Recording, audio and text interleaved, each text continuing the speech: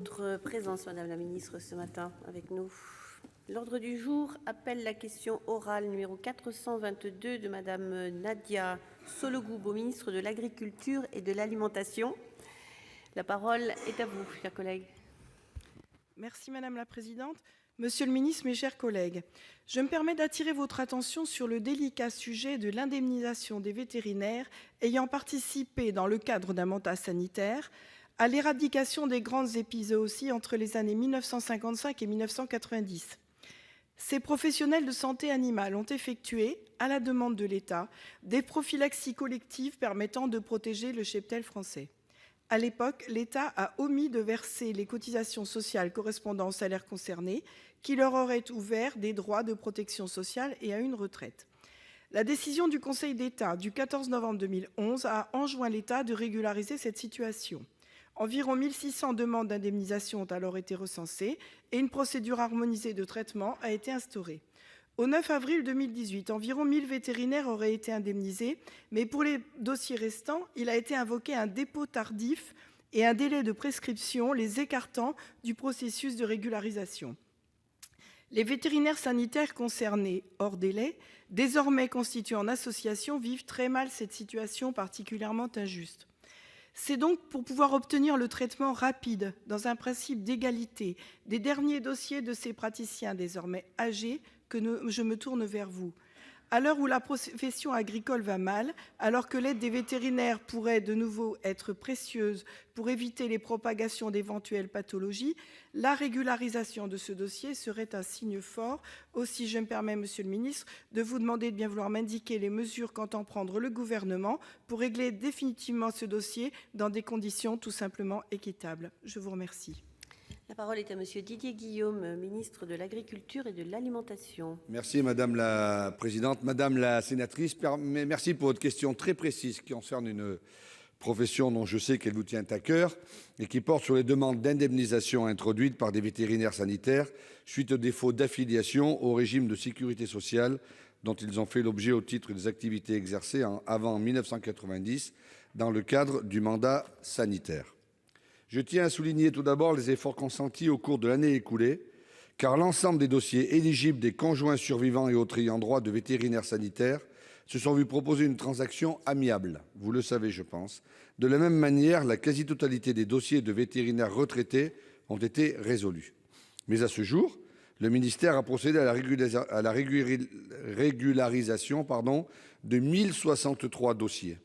L'année 2018 a permis la résolution de 246 d'entre eux. L'immense majorité des demandes introduites avant le 1er janvier 2018 a ainsi été réglée. Les dernières demandes, déposées notamment en réaction à l'annonce officielle de l'imminence de la clôture du processus transactionnel intervenu au premier trimestre 2018, sont présentement en cours d'instruction et aboutiront dans les tout prochains mois. Les crédits nécessaires ont d'ores et déjà été inscrits en loi de finances initiale pour 2019. Ainsi que vous l'évoquez, Madame la sénatrice, certains dossiers présentent des difficultés d'éligibilité.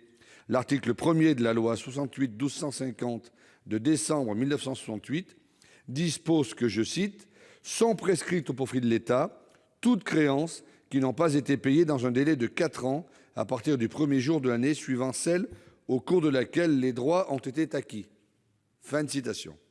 Dans ces décisions numéro 388-198 et 388-199 du 27 juillet 2016, le Conseil d'État a procédé à la déclinaison de la disposition législative précitée en cas de figure tout à fait spécifique des vétérinaires sanitaires ayant subi un défaut d'affiliation au régime de sécurité sociale au titre des activités sanitaires. Je vous l'accorde, c'est très technique.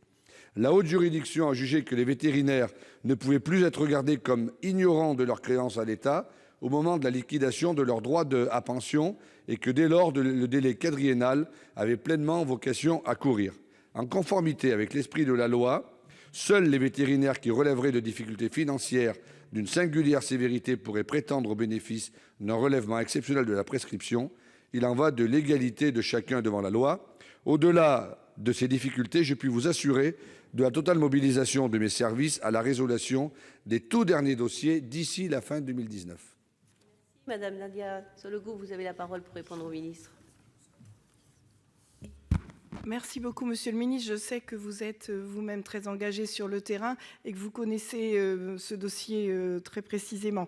C'est bien le caractère, en effet, éligible des derniers dossiers qui restent et le fait qu'on oppose aux derniers vétérinaires, le fait qu'ils n'étaient pas ignorants de la situation au moment où ils ont liquidé leur retraite, c'est bien ça qui pose problème.